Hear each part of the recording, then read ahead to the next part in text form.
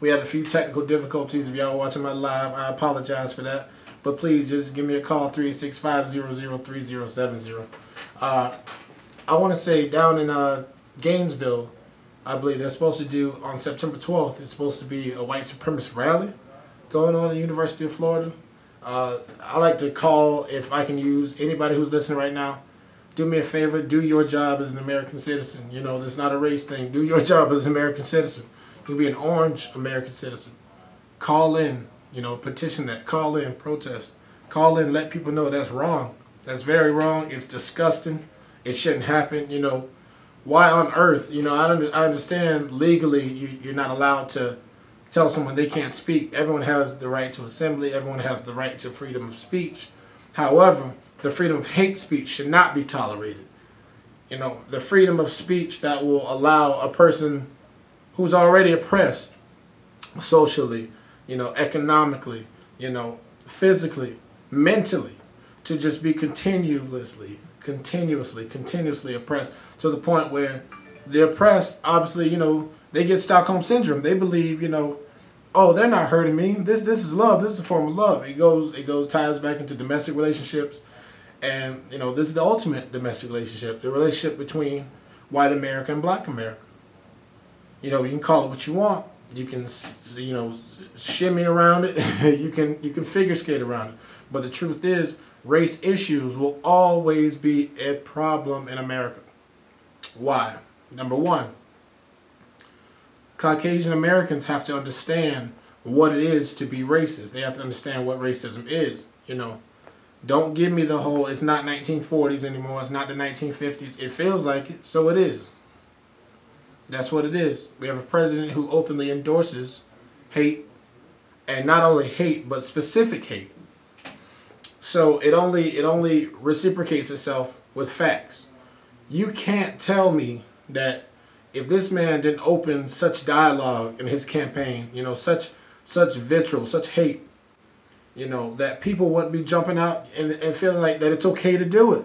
The reason why it was so eradicated was because, for one thing, I will say about the last administration, they made it an issue, you know. Maybe it was just because the president was black and nobody wanted to get in trouble. But either way, you did not hear acts of racism against politicians. You didn't hear about acts of racism. You didn't hear about it. Maybe it went down with the Charlottesville rally, like rallies like that. Maybe it went down, but you did not hear it on a public forum. You didn't hear it in mainstream media. What you did hear, however, were the countless amount of murders caused by police officers. You know, that was an agenda that was pushed with the black president so that, you know, black people would be compliant and we wouldn't retaliate. Because, oh, we have a black president, so just calm down, just calm down. That's where the biggest issue lies, you know.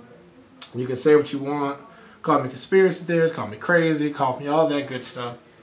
At the end of the day, the last administration had one role, and one role only, and one task only. Keep the black people calm while we take the rest of their rights away. That was that. Call in if you don't agree, 365-003070. Please give me a call if you do not agree. If you don't give me a call, I still love you, but I'd love, if you don't agree with that statement, please give me a call, 365-003070. I want to mention one more time, being black in America is not safe. It's not a safe thing. It's not fun. It's not cool. You know, it's cool if you're not black to act black, you know. But if you're black and you sag your pants, or you curse and you know, listen to rap music, you're a target and you're a threat and you must be stopped. However, if my name's Jimmy Belansky and I'm from, you know, Idaho, and for one summer I decided to get braids, cornrow dreads, you know, and I decide just to get a black girlfriend, get a bunch of tattoos and start a rap career. I'll be looked at as edgy. I'll be looked at as, you know, spicy. I'll be looked at as, oh, okay, he got swag. You do the exact same thing as a black man, you're called ignorant, you're called a stereotype, you're called a deadbeat. You know, where's the dichotomy? Why is it that a white person can, you know, affect black culture, not affect black culture, you know, appropriate black culture, but when it comes to black issues, These people are silent, you know.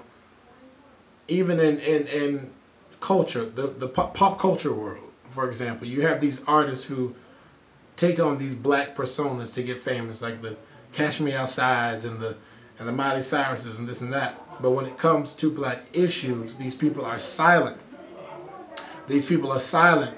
The Iggy Azaleas and like I said, the Miley Cyruses and the Justin Timberlake, who shot himself in the foot last year saying something stupid.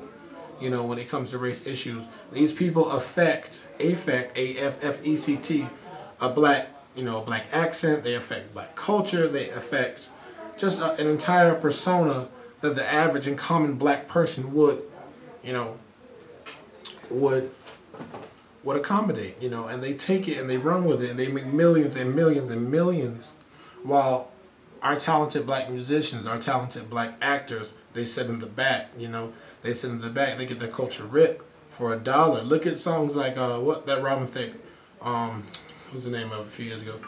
The one that they stole from Marvin Gaye and his family, I believe. It was Blurred Lines, I'm sorry, Blurred Lines was the name of it. And that song was the biggest song of the decade. I think it was like 15 weeks #1, something like that.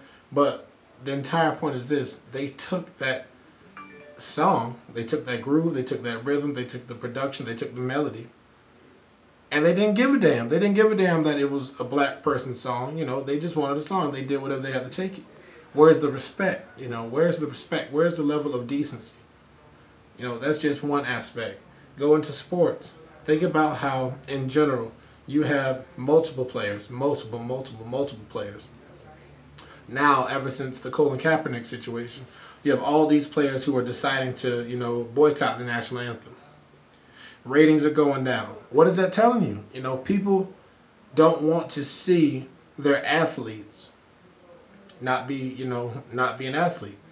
They don't want you to be a black athlete. They want you to be an athlete. You know, they don't care about the fact that someone like Muhammad Ali, you know, protested Vietnam. You know, they don't care that someone like Michael Jordan, you know, invests millions into private prisons. You know, but we'll wear his shoes all day, every day. He makes about $2 billion a year. Well, his company makes about $2 billion a year off just his shoe line. That's not even the fitwear line. That's not the shirts. These are just the sneakers that are marketed to our people. You know, the same people who are the most economically dependent group on the planet. You know, but we can pay a guy $3 billion to keep investing in private prisons. You know, why? Where's the relationship? Where's the sense? You know, and I'm not gonna lie. Of course I wore Jordans. Of course I did. You know, what black teenager didn't growing up, or a young black man didn't. You know, but it's all about self-knowledge, and it's all about applying that knowledge of self. You know, what's next? Shout out to Rell, everybody that's tuned in right now. You know what I'm saying? If y'all tuned in to CBS, Channel 6, y'all know my boy had a real nice segment on the TV. Oh yeah. Today, man. Explain a little bit more about that to the people. I know you ain't really trying to talk about yourself. You got a meaning what's going on, but what you did, bro, it needs to be brought attention to. You know what I'm saying? And I take my hats off. Appreciate it. And that's surprising how the news actually gave you that whole full segment, especially of the movement. Right. They don't want that movement. Right. You know what I'm saying? Right. That's what meant the most. The person did want it, but the head did want it. Right. And you know what I'm saying? But for them to give you that, what's the feeling of it, man? I'll say this, man. It was a shock. It was a shock at first, you know, when they gave me a call and they said, you know, we really want you. We heard about your organization. We heard about what you guys are doing. We really want y'all to be a part of our Getting Results program. So I explained, you know, what it's about. You know, he told me it's about community leaders who stand up in the face of adversity and make change. So I said, okay, thank you so much. Target that they want to be, you know. They came out and filmed our Get Up and Go. Can't be victimized by it. We can't let just this label, just this stigma. That's your phone.